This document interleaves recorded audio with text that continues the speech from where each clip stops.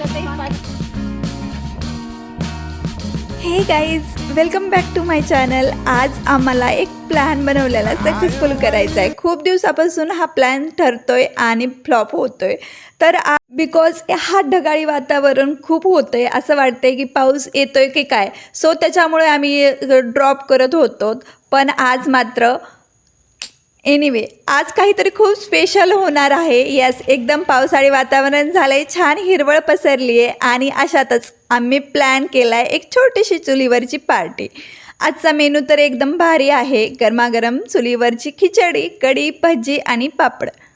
आज पण छान असं ढगाळ वातावरण झालं आहे। आता काय होतं आहे ते पाहू, कारण की आज पण ढगाळ वातावरण झालं आहे। पण आज आम्ही असं ठरवलं आहे की काही पण झालं तरी आज पार्टी मात्र करायची। खूप दिवसापासून आमचं हे ठरतं आहे की कधी करायची। सो फायनली आज सगळं काही ठरवून घेतलं आहे आम्ही।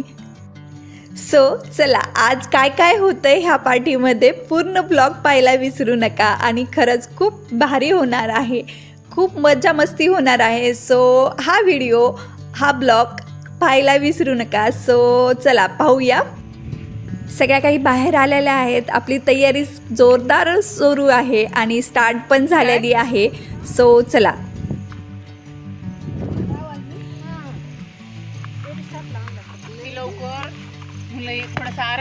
इकडे छानपैकी यांची कटिंग सुरू होती आणि मग सगळ्यांची एंट्री झाली। चूल पेटून घेतली, चूल मांडून घेतली होती अगोदरच आणि आता सगळी काही आता फर्स्ट काय बनवायचं हे पाहू। आता पहिले सगळे अगदी जोमाने कामाला लागलेत, एकदम जोरात तयारी सुरू आहे।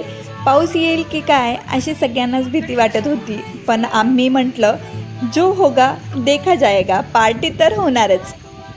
लसूण सोलून छान असं खलबत्त्यामध्ये कुटून घेतला। तर सर्वात आधी आम्ही चूल पेटून घेतली, मग इकडे कांदा, बटाटा, कोथिंबीर, टमॅटो हे सगळं काही प्रिपरेशन चालू झालं।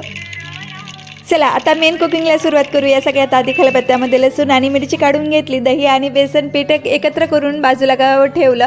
चुलीवर छान असं तेल पातेल्यात छान असं तापू दिलं, मोहरी टाकली, लसूण आणि मिरची, जिरे हे सगळं काही, कढीपत्ता वगैरे टाकून घेतला, छान तडतडू दिला आणि त्याच्यामध्ये ॲड केलं छान असं दह्याचं मिश्रण। इतका छान वास येत होता ना, काय सांगू, लय भारी सुवास सुटला होता। गरमागरम कढी आता एकदम रेडी झाली होती। इकडे कढी होतीये तोपर्यंत चला थोड्याशा रील्स आणि फोटो वगैरे काढून घेऊ। व्हिडिओमध्ये काही दाखवलं नाही, पण छान अशा रील्स वगैरे काढून घेतल्या। खूप छान वातावरण झालं होतं, एवढं थंडगार हवा सुरू होती ना। पण चूल कधी कधी पेटत होती, कधी विजत होती, तर ह्या गोष्टी आम्हाला फेस करावं लागल्या। बाकी सगळं काही व्यवस्थित झालं, छान झालं। आणि इकडे पहा श्रीषा कशी लुडबुड करते मध्ये, तीच नाही तर सगळेच अधूनमधून येऊन हे लुडबुड सुरू होती। ते एवढे एक्सायटेड होते की तुम्ही काय करतायत, कसं करतायत हे त्यांना पाहायचं असतं आणि लगेच बाजूला जाऊन हे करायचं सुद्धा असतं। सो इथे त्यांचं असं काही खेळ सुरू होतात। गाडी वगैरे सगळ्या काही बाहेर आणल्या होत्या, पण त्यांना काही गाडी वगैरे खेळायची नव्हती, इथेच लुडबुड करायची होती। आणि भज्याचं वगैरे काढून घेतलं। चला इकडे भज्याचं कालवणं सुरू आहे तोपर्यंत काकूने छान असं पातेल्याला बाहेरून तेल लावून घेतलं, जेणेकरून पातेलं काळं होणार नाही जास्त प्रमाणात। तरी चला आता वळूया मेन हिरोकडे, म्हणजे चुलीवरची खिचडी।